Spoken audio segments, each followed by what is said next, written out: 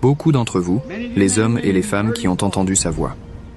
Je me rappelle l'avoir entendu quand j'étais tout petit garçon dans les montagnes du sud du Kentucky.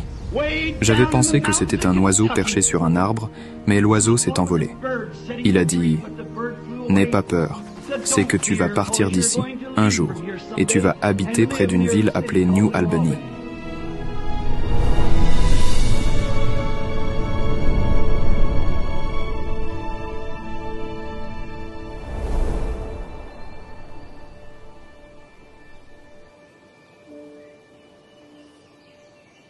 La vie surnaturelle de frère Branham a débuté à sa naissance quand la colonne de feu est descendue du ciel pour entrer dans la petite pièce où il est né. Il a vu sa première vision alors qu'il n'avait que 2 ans. Puis, alors qu'il avait 7 ans, il a entendu la voix de Dieu lui parler pour la première fois. Comme l'a dit frère Branham, les dons et les appels sont sans repentir. Et il n'y avait rien qu'il puisse faire pour échapper aux dons que Dieu lui avait donnés. Le jeune William était comme n'importe quel autre garçon. Il aimait jouer, il aimait la chasse et la pêche. Quand il rentrait de l'école à pied, il avait hâte de laisser tomber les livres, de prendre une canne à pêche et d'aller pêcher avec les autres garçons. Il n'était qu'un petit garçon du Kentucky ordinaire, mais les choses n'étaient pas toujours faciles pour William.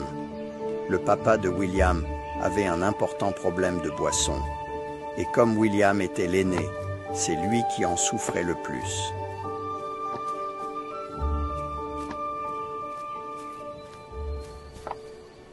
Where do you think you're going, boy? I was going fishing. Give me that. How many times do I have to tell you that we ain't got no time for no fishing? The other boys went fishing. I don't care what those other boys are doing. You know we're making shine tonight. So get on down there and pack them buckets. La maman de William, Ella, était tellement désolée pour William. Elle l'aimait vraiment beaucoup et elle aurait tout fait pour lui. Mais elle se gardait bien de contrarier Charles. Elle devait rester là, impuissante, à le regarder se faire rudoyer et être forcée d'aider son père dans ses mauvaises habitudes. Charles était un homme fort et puissant. Il était un vaillant travailleur qui payait ses dettes, mais il buvait chaque scène supplémentaire qu'il avait. Son comportement a complètement ruiné le foyer de William. Cela l'a privé de l'amour paternel qu'il avait toujours ardemment désiré.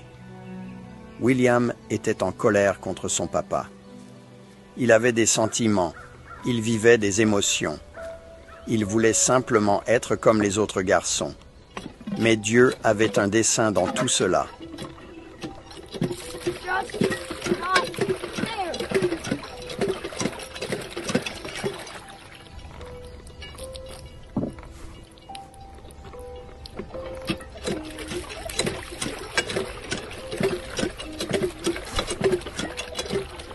Un jour, je transportais de l'eau à partir de la pompe, là qui était à une distance d'environ un pâté de maison. Je braillais à qui voulait m'entendre parce que j'étais rentré de l'école et tous les garçons étaient allés pêcher à l'étang. J'aimais vraiment beaucoup la pêche. Alors, ils avaient tous pu aller à la pêche, tous sauf moi. Et moi, je devais transporter de l'eau pour cet alambic. Évidemment, il ne fallait pas en souffler mot, c'était pendant la prohibition. Et c'était toute une épreuve. Such a hardship.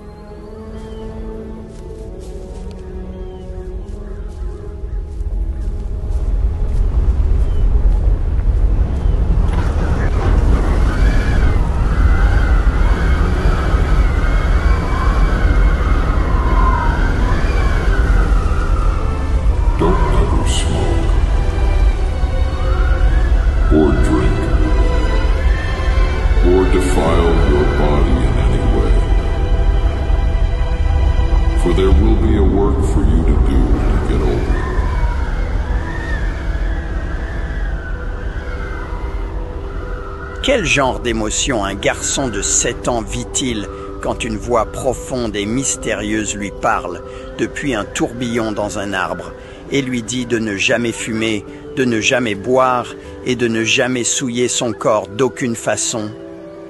La raison même pour laquelle William transportait ses seaux, c'était la chose que la voix lui a dit de ne jamais faire.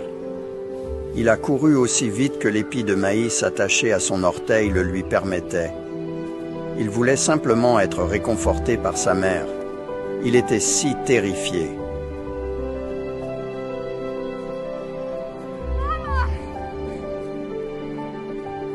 Mama! There's a man in the tree! Mama! Ella a pris William dans ses bras pour essayer de savoir ce qui s'était passé. Mais qu'est-ce qui avait tant terrifié William? Était-ce une morsure de serpent? S'était-il blessé en tombant?